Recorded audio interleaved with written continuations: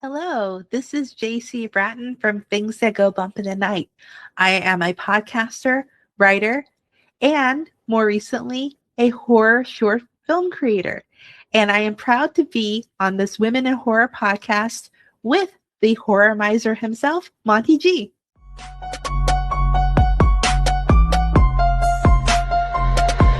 Y'all ready for this?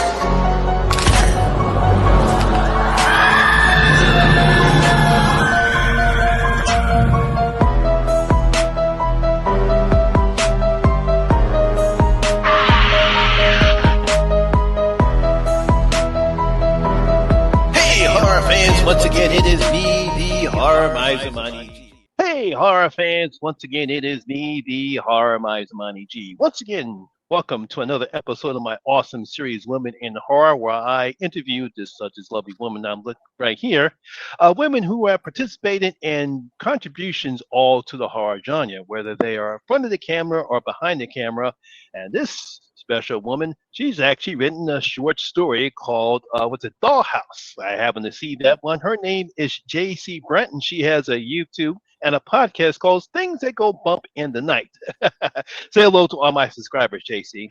Hello, everyone. Yeah, it was a fascinating when I actually looked at that short story. We're going to talk about that later, but thank you for coming on. And obviously, just so that you introduce yourself to my subscribers, tell me what is your podcast about? Oh, yeah, sure. No problem. So essentially, when I started writing fiction short stories, I decided to go ahead and create a podcast to kind of, promote my short stories. But it actually kind of became its own thing where I decided to go ahead and just like use it as a forum to not only talk about the short stories, but to talk about topics that interest me in the world of whether it be horror or something related to kind of the paranormal, consciousness, just a lot of interesting kind of fringe sort of topics that I thought, sort of the demographic of my of the readers would probably want it and would probably enjoy it for Mm. a podcast anyway. Yeah. Oh, yes, yeah. Some very interesting topics that you do cover. I listened to a few of them. And of course, saw your short story, Dollhouse. I thought it was pretty fascinating. And of course, I can't get over that creepy looking doll. We'll talk about that later on. But one of my first questions, I always lead with this question because always they say, little girls are sugar and spice and everything nice. But why horror out of all the genres of film? Why did you pick horror? What made you get interested in horror? No, that's a really good question, and I think that I don't know. It just kind of all goes back to the unknown and how fascinating it is. Because I think of what I find interesting in life is when things are greater than ourselves. And what I think is fascinating about horror is that it's a world that's unbeknownst to us, and that can lead to so many different possibilities. And so, because within the horror umbrella, of course, there's a lot of different subgenres. And so, of Hmm. course, I have some subgenres I'm a little bit more have a little bit more affinity towards, but essentially I think it's just kind of like the unknown and the fact that it just kind of causes your skin to crawl a little bit, just it's fun. It's never boring in that respect, and I think that's probably why I've kind of migrated towards it. And it's happened ever since I was a little kid. Ever since I watched yeah, I guess it would be American Werewolf in London was one of the first horror story or horror movies that I had watched, along with like Hmm. John Carpenter's Halloween, Friday the 13th, etc. So I'm a kid of the 80s, so I've seen a lot of especially in the early 80s, Uh, just watching that even when I was a little kid. My parents were unusual that way. They let me watch all these horror films, but they wouldn't let me go outside because they figure, well, you can just watch it on TV. It's not going to affect you in real life. Is how I guess how they saw it.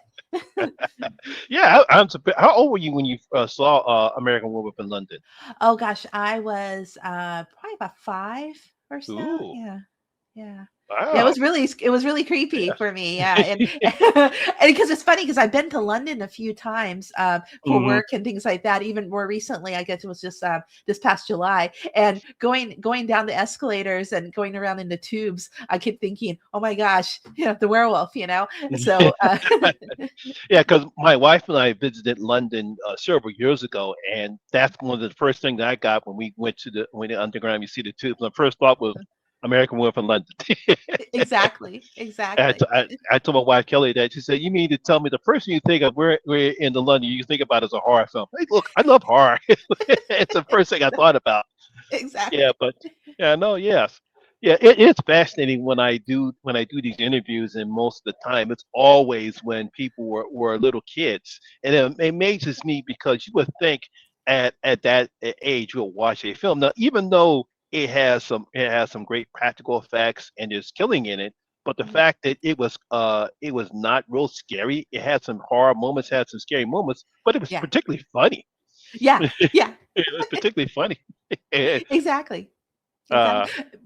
But I think just kind of very much to that point. What was funny is that when I was a kid, I didn't even notice the comedy of it. I actually just thought, oh my gosh, this is just pure scariness to me, But it came, much later on. Of course, I learned to appreciate the comedy aspect of it, right? But back then, I was just like freaked out by the whole thing. But freaked out yet fascinated. Anyway, I see. yeah. So of course I have to ask this question. Being a werewolves are my second favorite horror creature. Did you see The Howling? Yes, yes, I watched The Okay, Howling so when I was a kid. which obviously because I have to do this, which has the better transformation, The Howling or American Woman from London? Ooh, that's an interesting one because I don't know if it was the same special effects crew. Rick Uh, Baker, I believe, Rick Beck, did yeah, yeah, he also do the yeah. Howling? too? Oh, go No, ahead. I think Rick Becker did American Woman from Rick London, Werewolf. and Rick Yeah, Botton he did The Howling. Howling. Got it. Whew, gosh.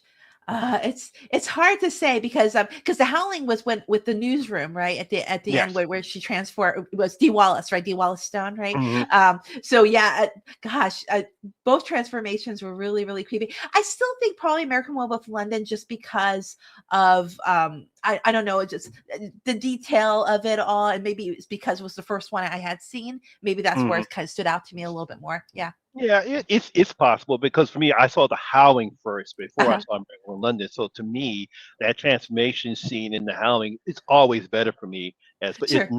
not to take anything away from American Woman from London, but yeah, that both are great transformation scenes. Yeah, exactly. It's a shame we don't get the fewer practical effects anymore. It's all CGI, but Yeah, still. and I know exactly. Okay, so now my next question is it's kind of a two-parter here. What are your thoughts regarding how women have been treated in horror films? This goes all the way back how women were the damsel in distress has to be saved by a man up until what we have now, where most women are badasses. Yeah, exactly. Well, actually, it's very funny because it's a topic that I had actually written about briefly. I had written a few pieces for this one magazine, this online magazine called Mystery and Suspense Magazine. It was during COVID. I had contributed a few stories, and similar to that, I was doing some research about kind of women in horror in the sense that how they have been depicted over the years, right? Mhm. So interesting that you bring this up, but essentially what happens is that I always seen it at, I mean, at least maybe it's because from the time that I got really interested in horror, growing up, I didn't experience maybe the kind of the older The films old or school, yeah. yeah, the old school horror films, yes. Yeah, so when I got into it, we started getting that final girl. The final girl trope was really kind of the big thing happening from what I had seen. So I had already had sort of an affinity of how horror seemed to be able to help us kind of show that women can be strong and being the ones that can really defeat slash outsmart sort of the serial killer or movie maniac in the end. But at the same time, there's a bit of I don't know, a bit of exploitation a little bit here and there from some maybe some of the older films, in the sense that, you'll Mm-hmm. see that, I guess maybe the sex appeal of a woman kind of gets highlighted a lot more frequently in horror than maybe in some of the just regular everyday film. But at the same time, at the end of the day, if we go back to just kind of just the general aspects of horror in itself, we always look at, as I say in Scream, kind of like the sin factor, in the sense that all the things that are taboo, all the things that we look down upon as kind of like, ooh, you shouldn't show that, you shouldn't talk about that, Mm-hmm. appears in the film. But at the end of the day, though, I do feel that, even though, I mean, like, there's kind of like a subgenre within horror that's kind of more torture related horror, and that I've Mm-hmm. never been interested in much at all. But I can see where that kind of subgenre can be a little bit more cringy when it comes to kind of potential exploitation of women. But at the end of the day, though, I've always been fascinated with horror that shows, the strong female lead who ends up defeating the bad guy at the end.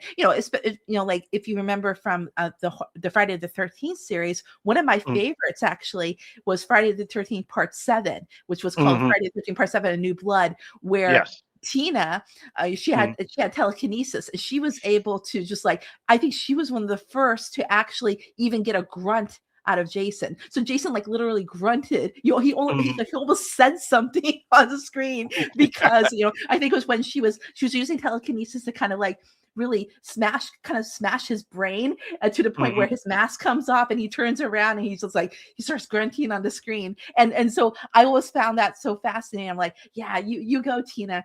So I guess, long story short, essentially what I mean is that I do feel that I feel the affinity towards horror being a genre that really helps promote strong women, in terms of, like I said, particularly in the final girl sort of subtrope. Yeah, because it's fascinating. Because back in the old school horror days, women's was typically the damsel in distress. She has Mhm, to be saved from the bad guy. mhm. Obviously, from what we now know with today, what we days when in modern horror, women are more respectful. They don't need to be saved by the man. They can actually save themselves. Yeah, I always use this as a good example, and that's when you take a look at the 1933 King Kong with Fay Ray, as yeah. Mhm, opposed to the Peter Jackson one mhm, where Naomi Watts playing the kind of the same character in the 33 version. Fay Ray always has to be saved by the man. She screams and yells. She's afraid of Kong. She thinks Kong's going to eat her. mhm, But in mhm. Peter Jackson and Naomi Watts' character and Downing, she's not scared. She's not scared of Kong. She Yeah, actually fights back at Kong when she gets pissed off at Kong, and Kong throws a temper tantrum, but he doesn't do anything. and, yeah, and yeah. that's the different dynamics when you see how women, especially in old school horror, always play the damsel in distress, and Mhm. eventually we now have stronger, more strong female characters, and I think that's a big difference how women have been portrayed in horror films. They're Yeah. no longer. Go Well, ahead. well, actually, you make a really good point, in the sense that if I go back and think about, like, Psycho 1960, and Mm, remember when they did a remake of Psycho in like 1998. So what had yes. happened was, with the characters of Sam Loomis, right? Sam Loomis, because you repurpose his name in other horror films. But anyway, so it was the Sam Loomis character, who was the boyfriend of oh gosh, Jamie Lee's mom, Yeah. who Janet Lee. who is exactly Janet Lee. Janet Lee's character, is killed in the shower scene. Her Mm, sister is investigating what's going on. Her sister's character actually is a lot more of a stronger female lead, but at the end of the day, it ends up being Sam Loomis who fights off Norman Bates at the end to kind of mm, save the day. But then in the 1998 sort of remake, when Vince Vaughn plays Norman Bates, what ends up happening is that it was Julianne Moore, I believe. She's the one mm, at the end who ends up kind of, I think she kicks him in the nuts or something. I don't know, something like that to get him to stop. But she ended up being the one kind of protecting herself. They were trying to twist it, from what I understand, they were trying to twist it around a little bit to make sure that it's shown that, maybe she doesn't necessarily need the saving per Mhm. se. So yeah. Mm-hmm, Oh mm-hmm, yeah. Because I think we've now seen an even more evolution about some other when it comes to female tropes in horror films. mm-hmm. But we'll discuss that part later.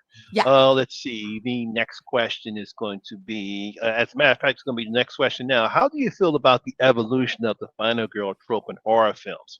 Because I think when it comes to the final girls, most of the time they would save themselves by accident, but that's now changed when we see the Sidney Prescotts, we see Mm-hmm, these other final girls, such as the final girl in You're Next, or the final girl in Ready or Not, Samara mm-hmm. Weaving. How do you feel about the evolution of the final girl trope has changed in horror films? Well, so I guess kind of to the point where it's I think you could say that uh, she gets involved a lot more sooner rather than later in terms of being able to kind of be the person who kind of understands the situation. Sometimes she has her faults though, so that's what's Mm, interesting though is going back to kind of like that sin factor, and where it's like throughout the horror film you kind of feel like, oh, that person getting killed off, no big deal, mm, but what ends up because they're like, oh yeah, that person, they were a bad person anyway, so who cares? But what ends up happening is that the final girl, she's going to even have some of her flaws. She's going to be have vulnerabilities as well, to the point where it's like, interesting. She may not have been somebody that you were just kind of like rooting for the whole time because she was like pure. She was the innocent one. She might even have some of those traits that in those kind of traditional kind of like static, like this is how formulative sort of horror, she kind of mixes, she has a little bit of that vulnerability inside of her, and that's a little bit more present, which I think is fascinating, because I think that's kind of what I've seen as sort of a trend, is the sense that she's not necessarily just a formula of a final girl, but she has a little bit of darkness and intricacies. Maybe you can even see it in some of the Halloween remakes that were done more recently, where mm, you'll find that the Laurie Strode character, when Jamie Lee Curtis at the end is kind of she's got all these demons, she's got mm, all of these flaws about her. So in addition to just being the final girl, she's not so straight laced after all. She's got her own challenges, and so I think maybe that's kind of the evolution, is adding a little bit more dimension to the final girl character, is kind of what I would say. I've noticed as of late, anyway.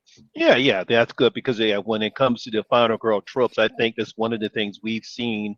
And she's not the virgin. She's not the pure girl. She's not the Mm-hmm, nice girl. She has faults. mm-hmm, She could be meant. She could be damaged in some way, but yeah. somehow that damage allows her to persevere and beat the bad guy. Mm-hmm, So I think that's one of the great things I like what they've done in horror films and the evolution of the final girl. Yes, yes, yeah, yes, yes. exactly. Okay. Speaking about what you said about how women were objectified, that's going to be my next question. Because during the 80s, I would say right during the slasher craze, for some odd reason, they had to have women in the films either show their breasts, show their behinds, or do full frontal nudity. So, how did you feel? Do you feel that women were objectified during the gratuitous nudity that took place during the slasher craze? Yeah, no, I see a little bit of that, and I kind of like it became part of that formula I was talking about, where it was just kind of like you weren't going to get a horror film unless you had something like that going on. But again, it went back to the fact that it was trying to show that, hey, we're going to show these beautiful bodies, but we do Mm. this because we're trying to show you that they're you're not supposed to be seeing that, so we're going to show it to you because they're that, oh, this is from the mind of the serial killer now, oh no, so now they're not pure, now we can go ahead and kill them off, it's okay. That kind of thing. I feel like that was what was going on, but no, yeah, but exactly. I think at a point it got a little too annoying. It's kind of like, come on, guys. Okay, how often do we have to see this? Can we get something a little bit more with more depth and more understanding? We know they had sex. You don't have to show. You don't have to show the nudity. You know, like we know. We get it. Okay, let's move on. Let's see what else is happening. But no, I think that what was fascinating was that, you know, towards, I guess, maybe towards the 90s, I started seeing that with horror, it started changing up a little bit. We weren't getting as much of that gratuitous nudity per se. We were getting more of, you know, let's focus more on the story. Let's focus more on what's going on. Like for example, you know, big horror film, of course, towards early 2000s, you know, was, you know, The Ring, right? So in The Ring, there's like no nudity at all in The Ring, right? And you know, yeah, there's teenagers kind of alluding to the fact they probably were having relations, they're probably having sex, you know, like when the kids went to the cabin where they found the cursed videotape. Something probably happened there with the kids, but they don't talk about it. They don't show it. They didn't go through any of that. Just focus on the story. Let's focus on the elements of the horror. And I like that. I think that's so much better than just going through and just kind of doing, like you said, kind of like that gratuitous nudity of the 80s. It's kind of, I don't know, maybe it became more passe. And now it's going to be more about, okay, we know what that's happening. Yeah, but we can move on. We don't have to see it on the screen. So I think that's a good thing. I think it's a good thing because it just gives, we can get past that. It's okay. It's okay. We don't have to see it. Because it seems to me, and around that time, the filmmakers were more concerned about trying to get adolescent or pre-teenage boys to see some little titillations in their films. And even though it really had nothing to do with the story at all, but for some reason we have to see a naked woman. You know, for some reason it's like, but that's not that part of the story. It's like, come on, guys. It's like this. I think one of the prime examples. I don't know if you ever see Jennifer's Body. No, I didn't watch that one, but I know about it though. Oh yes, because unfortunately the filmmakers I don't know who decided to market the film showing Megan Fox in a schoolgirl outfit. And I guess he wanted to have adolescent or teenage boys to go to the movies. And even though the film was not about, you know, Megan Fox because she's very attractive, it was about the friendship or the supposed friendship between her character and Amanda Siegfried's character. But they spent more time about the makeout scene that they had for about 10 minutes, thinking that that's going to titilize teenage boys, but that's not what the whole film was about. It's like you really didn't need that scene or marketed the film that way. yeah, exactly. But they finally got past that, and now the only time we actually see nudity in horror films is when it's supposedly part of the story, not just gratuitous nudity. They finally realized we got to stop doing that. Exactly. And maybe it's just kind of the timing, or it was of the times, right? In the sense that, you know, maybe kind of to your point about the fact that they were trying to get people into the theater, getting people to watch the film. But now, you know, you think of it, you know, with the internet and things like that, mainstream internet, there's a lot more ability for people to, you know, see naked people if they want. They don't have to see it in a horror film. Maybe they thought, okay, now it's not the thing to do. Now we can focus maybe just more on the story. Okay, let's see. Now, what are your thoughts on the rape revenge films or the SA films? Who do you think can actually tell that story better, a male director or a female director? So like, so kind of like I Spit on Your Grave, or one of those kind of films, or yes, I Spit on Your Grave, Revenge, Irreversible. Well, so a female director versus a male director on a that's an interesting one. Well, I think sometimes maybe the female director might have a little bit more sensitivity in that. I mean, not to say that a male director can't be insensitive, but it can be a very touchy topic, right? It's a very it can really trigger people. And so coming from a director who can probably relate a little bit more with the protagonist might be a little bit more better suited in that respect. That would just be like off the top of my head, but I don't know on when it came to like I Spit on Your Grave, for example. Was that done by was that director a man or a woman? I don't They're remember. both the original and the remake were done by men, I By men. believe. Oh, got it. Got it. I believe the director's name was Michael Guest. Got it. Got it. He did the original film, and I believe I'm sorry, not Michael Guest. Um, Mir Zarek. Mir Zarek, if I pronounce his name right. Yeah. Yeah, he did the original film that came out in '78. Got him. And then let's see, the remake was I think was 2010. That was done by Stephen R. Moore. So both men did those two films. Mm-hmm. Did those two films. Now there was Caroline Forgo. She actually did she did Revenge. She the same director did The Substance. Mm-hmm. She acted, and I thought she did a real good job in that particular film. It wasn't as she the essay scene that occurs in Revenge is not as brutal as Uh-huh. the one in I Spit on Your Grave, whether it's the remake or the original film. Mm-hmm. But the whole incident still applies. But I think both films did a pretty good job in making sure that they show the brutality of the essay and what happened to the protagonist, and also show the type of revenge. Although I thought in the remake, I don't agree with one scene in the film because I don't think if a woman who went through a traumatic experience would try to lure a man into the same position that she Yeah. was in before. So I don't think that particular part was the correct way to go. I thought that I don't know what I guess especially at that time because during the '70s, during the time I grew up, I think directors were trying to out violence each other with the ultra violent horror films that came out during the '70s, whether it was Mm-hmm. Last House on the Left, I Spit in Your Grave, Yes. and Texas Chainsaw Massacre. They're trying to outdo each other. So I guess it's the reason why he put that scene in there. But to me, I cannot see a woman who went through such a traumatic experience put herself in that same thing. But other than that, both films seem to be okay with me, whether it's a male or female. It's just Mm-hmm. depending upon, you know, how well, I mean, how far they're willing to go. Because in Irreversible, uh, the actress told the director that she wanted the scene to be brutal, and she was very comfortable in that scene because even though the film is told in reverse order, Mm-hmm. and she said the reason why we have to be that scene, make that scene very brutal, is because of her the person's friend.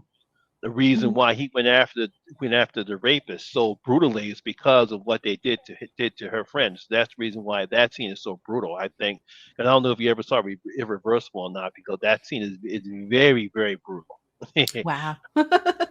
Well, I mean, but it was weird because like I watched I Spit on Your so going back to I Spit on Your Grave because I had seen the original on VHS because my Mhm. my parents were interesting. They would go rent a bunch of movies. They didn't care what it was. Just like, oh, new movie, I'll go rent it, and they'll bring these home. And sometimes they're like the cheesiest horror films and or the kind of the most underground horror films ever. And so we watched them too. And I remember how uncomfortable that was. I was like, oh my gosh. But at the same time, it was the revenge factor because at the end of the day, the protagonist, she ends up, kind of, Mhm. well, seeking her revenge, right? And so I thought about it, it's like, oh, that's that was a weird ride. Oh my gosh. But still, but the fact of the matter is that to your point about man or woman director on that, it depends on how well they how well the material is,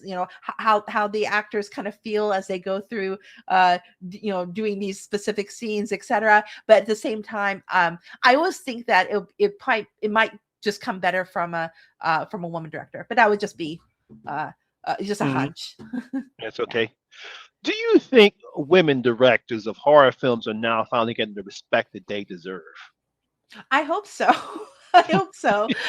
It's I think a lot of it has to do with the fact that it's really driven by the story. You if you have a good story and you have a good sense for what your audience is going to be what's going to draw them in, what they're going to find interesting. I think that women are just as suited as men when it comes to being the person behind it, behind a camera, to be able to present the kind of macabre and experience that somebody will be interested in seeing on the screen. It's just that the scary topic, you see it everywhere. It's not only women who come back and say, "Oh, I'm scared about horror scares me. I can't do this." But no, actually, I think there was in some of the research I was doing when I was writing my story about the final girl. From what I understand, it seems that women tend to like horror more than men anyway. So you would think that at the end of the day, they have a better understanding of the genre in itself. So it's fascinating to know, I mean, to see that it's probably going to be something that women will do just as well in that arena, as long as they have the right kind of story. Oh So. yeah, yeah. Because I think Carolyn Frege, she did a great job with The Substance. Yes. Nikina Nakasa, she did a great job in the Candyman remake, and then she has her next film, the 28 years later, The Bone Temple, is coming Uh, out next year. So yeah, so I think women finally are getting some of the respect that they yeah. deserve. When it comes to horror films, unfortunately, sometimes they really don't get the respect. Great Yeah. example is Mary Lambert, who directed the first Pet Cemetery. Uh-huh. Her name's not even on the cover. Yeah, Oh just yeah. Stephen King's Stephen name is King. on the Yeah. cover, but it's like, come on, give the woman some respect. She did a Yeah. good job. Give her some respect. Exactly. Exactly. Okay, who is your favorite final girl and why? Well, it's a tough one for me, right? I think I've pretty much said that Laurie Strode has always been my favorite final girl, just because of the fact that I love the Halloween movies so much when I was growing up. She definitely is up there, but there's actually people who are really close. So as I mentioned, there's Tina Shepard from Friday the 13th Part 7, because of her Hmm. telekinesis and her getting a chance to potentially make Jason say something. But another person, and I think a lot of people, some people kind of forget about her sometimes, is Ginny from Friday the The 13th Part 13 Part 2. 2. Oh She was yes. she was amazing. And it says, well, one, she was in a bunch of different films that I really like. She was in April Fool's Day, which was one of my favorite little Mm-hmm. slashers from 1986. She was amazing in the sense that she was like studying child psychology, from what I understand, and she was one of the first people to kind of really dive in to the she was the first one to encounter Jason per se, because Friday 13th Part 1 was all about Jason's mom. So Friday Mm-hmm. 13th Part 2 was the first time we're introduced to Jason, and she's trying to get into his head, and she's the one who kind of really kind of sets the framework for Jason and his psyche, in terms of why he's going about killing these camp counselors slash campers. And so Mm-hmm. I always found her fascinating. I thought she was another one of those kind of underspoken, but at the same time somebody that really kind of drove home the essence of Friday the 13th. So I kind of put her up there as well. Oh So yes. I would say kind of three sort of tied in my final girl top picks. Yeah, because she's one of I think she's one of the rare final girls, especially coming in the '80s, that actually used her head Yes, and use her head instead of just like running and screaming around. exactly. Exactly. Okay. All right. So obviously, how did you come up with your podcast? Things that go bump in the night. Oh yeah, yeah. So essentially, what had happened was, like I said, I was writing my nonfiction. Oh, I'm sorry, nonfiction, fiction. Sorry, fiction short stories, and I was thinking about ways in which I can go ahead and sort of advertise them in a way, find an audience for it, etc. And so when I did that, I thought, well, there's got to be more than just talking about the stories. Let's talk more about maybe the urban legends. Let's do a whole podcast about Bloody Mary. Let's do a whole podcast about X, Y, or Z. So I was thinking that it can be I can do more with it. So anyway, kind of going back to the whole idea of what is things that go bump in the night, just so maybe your audience will know, is that what happens is that in my short stories, there is a central character that kind of runs his own show called Things That Go Bump in the Night. So it's actually within the stories themselves. I'm a big fan of Coast.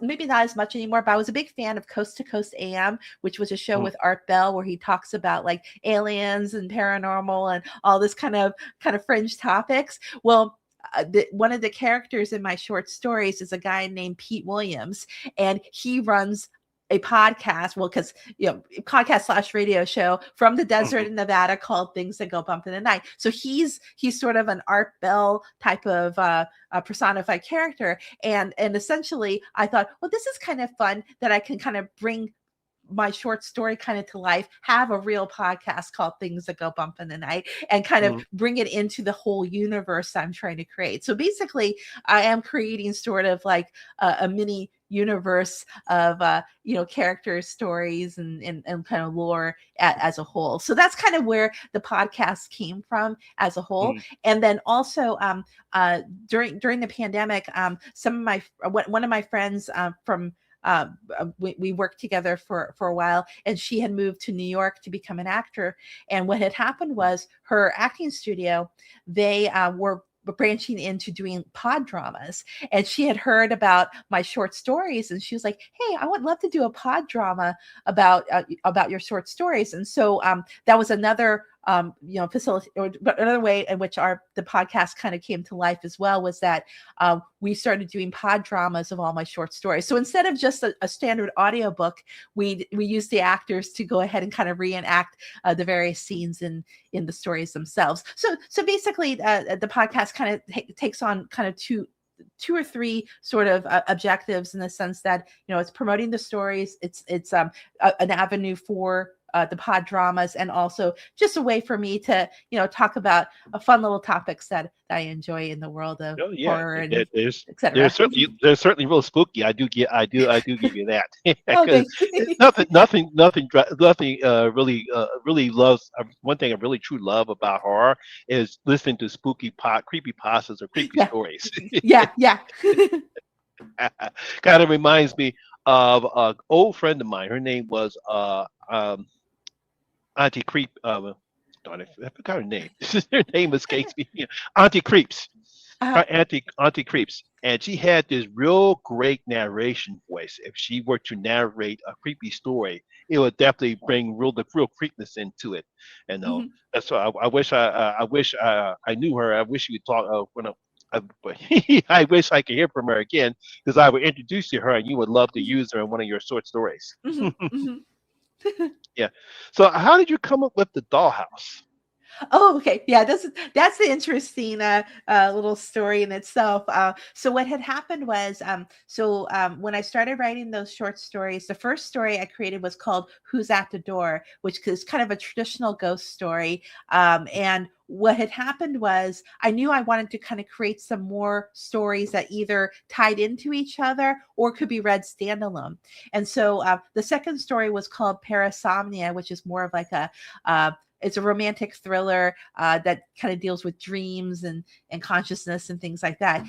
They can be read standalone, but there is a little Easter egg that happens in the story. And so then at the end of Parasomnia, I alluded to the fact that one of the characters, she encounters a dollhouse in a thrift store. And so that was a way for me to set up, knowing that I was going to write a third story about creepy dolls, but I hadn't decided what that story was going to look like yet. I just wanted to set it up because I knew I was going to create that third story. So what had happened was, again, pandemic time, I was watching it was Trilogy of Terror from Richard Matheson, and I was like, ooh, I forgot about that concept of kind of like stories within a story, and then I started thinking back to all the classic stories within the stories that I've seen before. Like there was a movie called Asylum in 1972, which was one of the first times I had seen kind of this story within a story concept. There was this psychiatrist who goes into an asylum, and what Mm-hmm. had happens is that he goes from one patient room to another and hears all their different macabre stories. But then at the Okay. end, it all ties in to the main story. So the psychiatrist himself ends up encountering something evil when he's there at that asylum as a whole. And then Stephen King Cat's Eye, started thinking about that cat Mm-hmm. that kind of goes around, and with Round. each scene there's a new terror tale. So with all those, I was like, yeah, maybe that's how I do it. How do I to do Dollhouse? Let's do it as a story within a story. So that's what ended up happening. So basically, going back to, remember I was telling you about my favorite final girl being Mm-hmm. Ginny from Friday the 13th Part 2. Well, the lady who plays Ginny. So what happened was she was in the movie called April Fool's Day in 1986, and that movie, even though it was more of a kind of a little bit of a comedy in a way too. The central character, she had her name was I think her name was Muffy, and she had a twin sister named Buffy, Mm-hmm. and so I used those names for my dolls. So I was like, okay, let's make a Muffy, Buffy, and Duffy. So I made 3 little dolls with these little names as an homage to April Fool's Day, and then I wanted to pay tribute to those stories within a story, and so I decided let's take the dollhouse, the dollhouse that was found at the end of my last story, and Mm-hmm. have a couple who buys the dollhouse. This guy named John, he's a big collector of dolls. His wife is not too thrilled about him spending money yet again on dolls. And what happens is that what he doesn't realize is that the dollhouse comes with a mysterious book. And the mysterious book, when he opens it, has tales about each of those dolls. And that's how kind of the story came about. And the mini terror tales are fun on its own, because I knew I was encountering some stories about, because I'm a big fan of Japanese horror and East, like East, like Asian type of horror in general. Okay. Because my mom is Korean, and she always told me about the Korean ghost when I was a kid, and I started thinking about, and the Korean ghost is very similar to what you would find in The Ring, with Mm-hmm. a long hair, dark haired woman. The hair is covering her face. She's wearing a white gown, and so I decided to make that the personification of Bloody Mary. And so what happens is that these little dolls are essentially Bloody Mary's dolls, but we can't. But it's not really told yet in these stories. But essentially, these little playthings kind of play into my entire universe. But Dollhouse itself can be read as a standalone tale. Just quick reads of 3 creepy dolls, in that same vein of Creep Show, Tales from the Dark Side, all those kind of things. So yeah, Yeah. so long. That's kind of long-winded answer to what how I came up with The Dollhouse. Dollhouse. Yeah, but I love it. I love anthology horror films. I just love, because you always have this. Even it's like one story is greater than the other, but I just like the whole concept of anthology horror films. I Yeah, guess that's why I'm such a huge fan of the Twilight Zone and yeah, Tales from the Crypt and Tales from the Dark Side. yes, yes. Even Creep Show, yes, yeah. But I actually found Dollhouse fascinating. Yeah, and it was great that you actually got something made. Yeah, exactly, because what had happened was, I because kind of the whole the end goal about all these little short stories I've been writing is to eventually make them into movies, because I kind of write them more of, they're more dialogue driven, and I Mm, think of them as what would this look like if this was a movie. And mm, what happened was, I secured a small amount of funding to go ahead and make a movie out of one of my stories. And the most natural that I thought about was to do Dollhouse, because Dollhouse, it actually is my best selling set of stories, and I thought, it's got a big audience, so I thought this would be kind of the one to focus on. But then I could only do one of the dolls, and so we mhm, decided to go with the to make a movie out of the Buffy story, because the Buffy story mhm, is kind of is an interesting one in itself, where she's kind of terrorizing a young couple, because it's essentially the couple was supposed to be based in San Francisco, but we because we had limited budget, we decided to film in Southern California. So we decided to we changed it up a little bit to where that story took place. It could be anywhere. Like it wasn't just San Francisco. It could be anywhere. Anyway, yeah. This young couple finds a nice house that they want to have, and then they encounter the doll. Dollhouse. Yeah, I like the actor portraying the man who's obviously had a secret relationship with. Yes. I thought that was funny. Yes. Yeah, yeah. So how does it feel that you actually got one of your stories made? And if you could actually, because this actually would normally be my last question, but since you actually got a short story you made, what kind of a story would you write if you actually got a full feature length film made? Oh yeah, definitely. So essentially, this has been just kind of a wild ride in the sense that just getting a film made, just watching the whole process. Mm. Because essentially, I've got a day job, I'm working on my doctorate, I've got like a lot going on. I don't have all the time in the world kind of do it myself. I really, I mean, the control freak in me would kind of want to try to do it myself, but there's just not enough time in the day.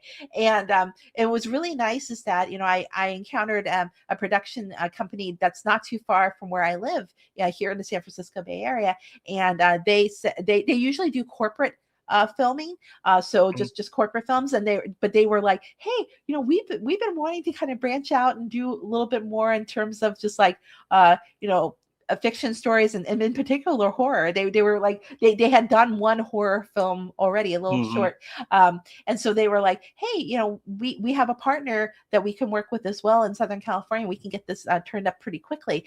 So the process was fun. I mean, in the sense that I actually had to watch all the auditions, and it was so amazing to see all these people just take so much energy and passion into like something that I had written just like on the whim during the height of COVID, and it was just so fascinating, and I loved it because it actually brought a tear to my eye just thinking about how much people were excited about the story and or wanting to be in the movie.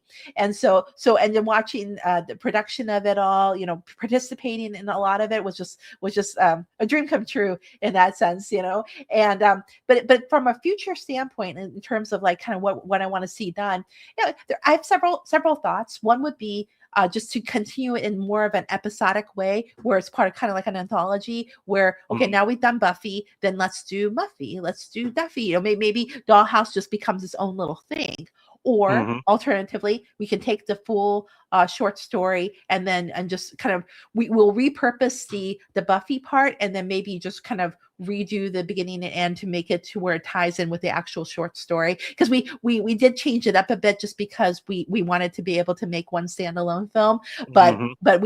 we could do it that way as well. So lots of possibilities. And also I've all those other short stories that I had written too, so it's kind of like so what's next, right? So that's where I'm still trying to toy with that right now. But what was fascinating was that we did win at a recent horror film festival. It was called LA a Fantasy Fest. They were originally called LA Fantasia Fest, but they changed it to LA Fantasy Fest, and we competed against 33 other short horror films, and we won. So that was Yes. amazing. And I was like, oh my gosh. And I just did not expect it at all. And I don't even remember what I said when I accepted the award. I was just Okay. like, Yeah, well, you should be very proud of what you accomplished. yeah. All right. So once again, JC, I want to thank you for coming on Women in Yeah. Horror. We appreciate being you on. And of course, as all no, and of course, what I'll do is I'll have a link for your podcast and YouTube channel in the description box below. When do you think you actually allow people to see Dollhouse? Oh yeah. So it's probably going to be, I'm thinking probably sometime in March. We're just trying to Mm, get through the rest of our film festivals.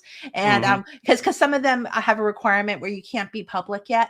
So mm-hmm. that's why. So it's probably going to be about around March, and we'll figure out if we're going to do it streaming through, some streaming services, or maybe it'll just be through my YouTube channel. We'll see.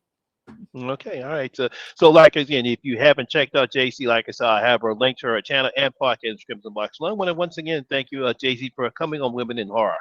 Yeah, thank you very much. Okay, and of course, once again, my name is Lamont Smith, better known as the Horror Money G, and always remember, horror rules. Stay safe out there, guys, and of course, have a safe and happy Christmas.